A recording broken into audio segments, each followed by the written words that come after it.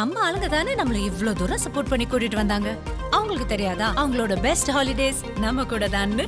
GT Holidays, South India's #1 travel brand.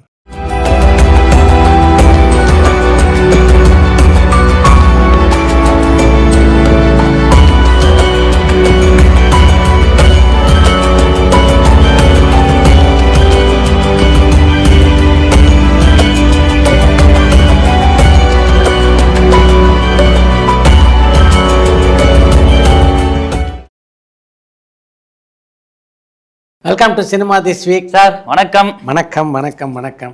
நான் நம்முடைய நிகழ்ச்சியிலே இதை ஒரு முறை குறிப்பிட்டிருக்கேன் அப்படின்னு நினைக்கிறேன். நானும் என் நண்பர் ஒருத்தரும் விஷாலை வச்சு படம் எடுக்கலாம் அப்படின்னு அவர்கிட்ட கால் ஷீட்டை பற்றி பேசுறதுக்காக ஒரு தடவை அவர் சந்திக்க போயிருந்தோம். அப்போ சுசீந்திரன் டைரக்ஷனில் ஒரு படத்தில் நடிச்சிட்டு இருந்தார் விஷால். கேரவனில் தான் அவரை மீட் பண்ணோம். மீட் பண்ணி இது மாதிரி படம் எடுக்கலான்னு இருக்கும், எப்போ நம்ம பண்ணலாம் அப்படின்னு ஐடியா கேட்டபோது அவர் வரிசையாக ஒரு 7 படம் சொன்னார். ஓகே சார், இந்த டைரக்டருக்கு அடுத்த மாதம் படம் பண்ணுறேன், இந்த டைரக்டருக்கு 3 மாதம் கழிச்சு, இந்த டைரக்டருக்கு இந்த 6 மாதம் கழிச்சு அப்படின்னு வரிசையாக 7 படம் சொன்னார். அதனால் இப்போ நான் உங்கள் படம் ஒத்துக்கிட்டாலும் படம் ஷூட்டிங் ஆரம்பிக்கிறதுக்கு எப்படியும் 2 years ஆகிடும் சார். எப்படி நீங்கள் அவ்வளோ நாள் வெயிட் பண்ணுவீங்களான்னு தெரியல, நீங்கள் யோசிச்சுட்டு எனக்கு சொல்லுங்கள் அப்படின்னாரு. யோசிச்சுட்டு சொல்கிறேன்னு நாங்கள் வந்துட்டோம். இதுக்கப்புறம் யோசிச்சு சொல்கிறதுக்குன்னாரு 7 படம் பண்ணால் எப்போ ஸ்டார்ட் ஆகணும். இதில் என்ன வேடிக்கைன்னா 7 படம் என்கிட்ட சொன்னார்ல, ஆமாம், அதில் ஒரு படம் கூட நடக்கலை. ஓகே. அதுக்கப்புறம் விஷால் நடிக்காமையே சும்மா இருந்துட்டான், இல்லை நடித்தார், வெவ்வேறு படம் நடித்தார். ஆனால் அவர் எங்கிட்ட சொன்ன 7 படம் அந்த 7 டைரக்டர்னு அவங்களோட அவர் பணியாற்றவே இல்லை.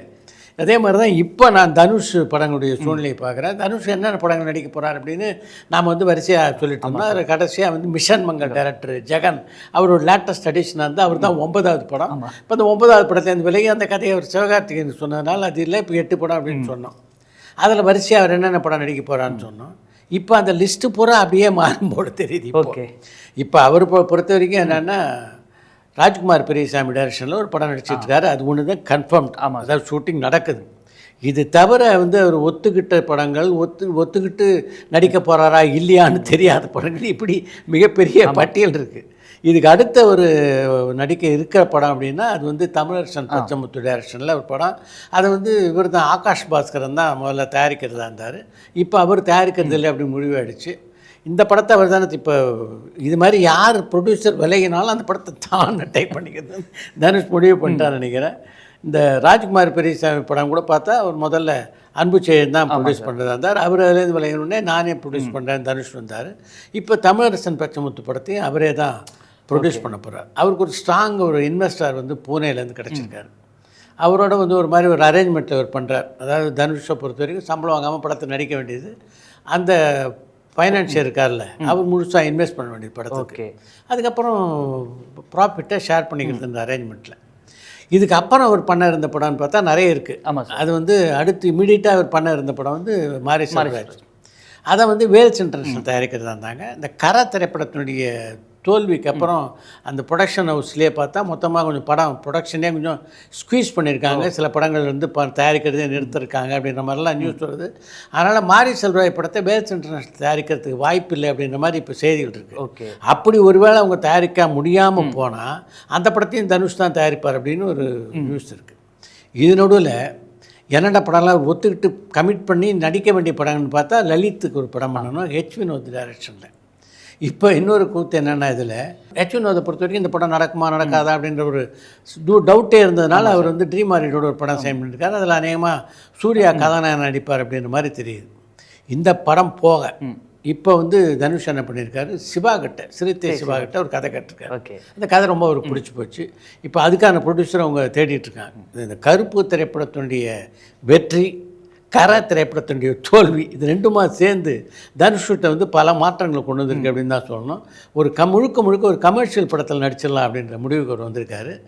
அது மாதிரி அவருடைய லிஸ்ட்டில் அடுத்து இன்னொரு டைரக்டர் இடம் பிடிச்சிருக்காருன்னா அது வெங்கட் பிரபு. ஓகே, இப்போ சத்யஜோதிக்கு 4 படம் நடிக்கணும் முன்னாடியே ஒரு ஒப்பந்தம் இருந்தது. அதில் 3 படம் நடிச்சிட்டாரு. 4வது படம் நடிக்க வேண்டியது. இப்போ அதுக்காக வெங்கட் பிரபு இன்றைக்கோ நாளைக்கோ தனுஷை சந்தித்து கதை சொல்ல இருக்காரு. இதெல்லாம் ஆனால் எப்போ ஆர்டர் பண்ண போகுது, இது எந்தெந்த ஆர்டரில் இந்த படங்கள் வரப்போகுது அப்படின்லாம் தெரியல. இதெல்லாம் நான் சொல்கிறது அடுத்தடுத்து நடக்க இருக்கிற படங்கள். இது தவிர தனுஷ் அட்வான்ஸ் வாங்கிட்டு ஒரு லிஸ்ட் இருக்குது, இன்னும் படம் பண்ணார். அது ஒரு 4 பேர் இருக்காங்க. யாருன்னா கதிரேசன், அவருடைய பஞ்சாயத்து ரொம்ப நாளாக ஓடிட்டு இருக்கு. இந்த பணத்தை நீங்கள் திருப்பி வாங்கிக்கோங்கன்னு தனுஷ் சொல்ல, இல்லைன்னா அவங்கள வச்சு படம் எடுக்கணும், ஆனால் நீங்கள் ஒரு கால் ஷீட் தான் வேணும்னு கதிரேசன் சொல்ல, இது மாதிரி அது வந்து பஞ்சாயத்து ஓடிட்டு இருக்கு.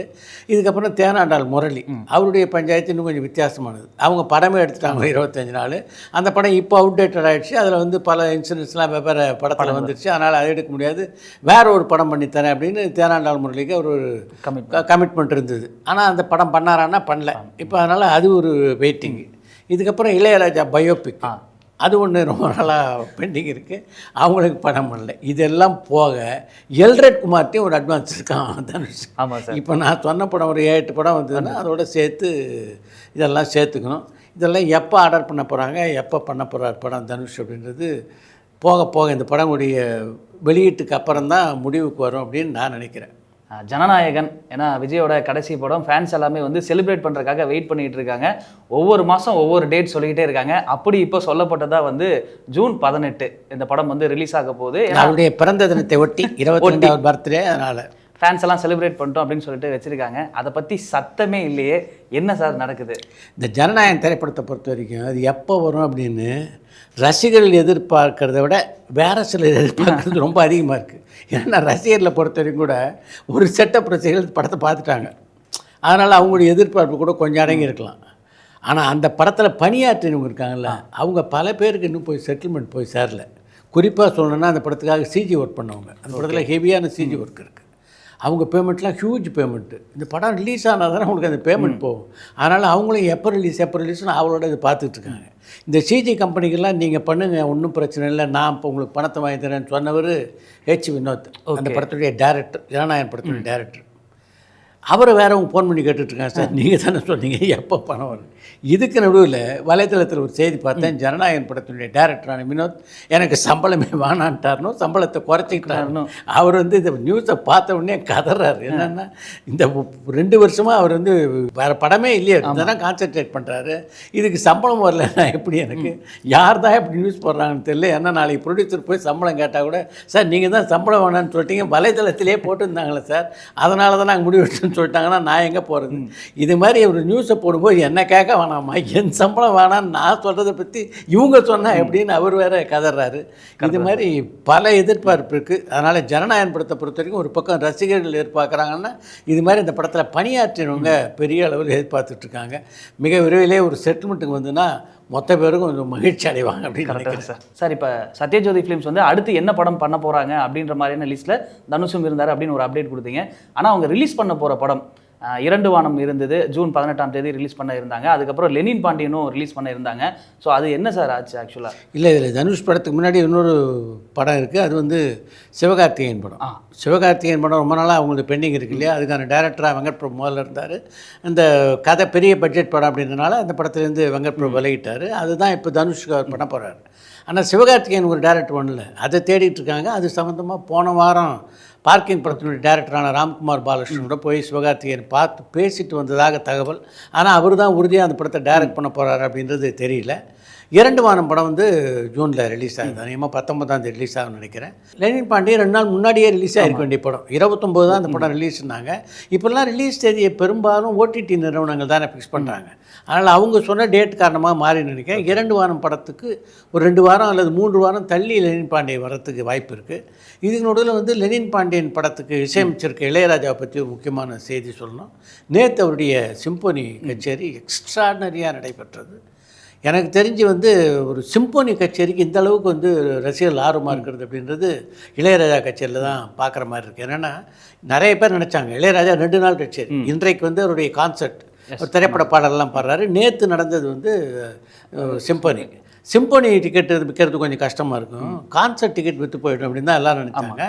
ஆனால் சிம்போனி டிக்கெட் வந்து அவ்வளோ பெரிய கிராக்கி ஆகிடுச்சு, டிக்கெட்டே கிடைக்காம அலம் மோதுறாங்க. நேற்று காலையில் எனக்கு கூட ஒரு நண்பர் ஃபோன் பண்ணி எப்படியோ 2 டிக்கெட்டு வாங்கி கொடுக்க முடிஞ்சால் நல்லாயிருக்கும் சார், எவ்வளோ விலையாக இருந்தாலும் பரவாயில்லன்னாரு.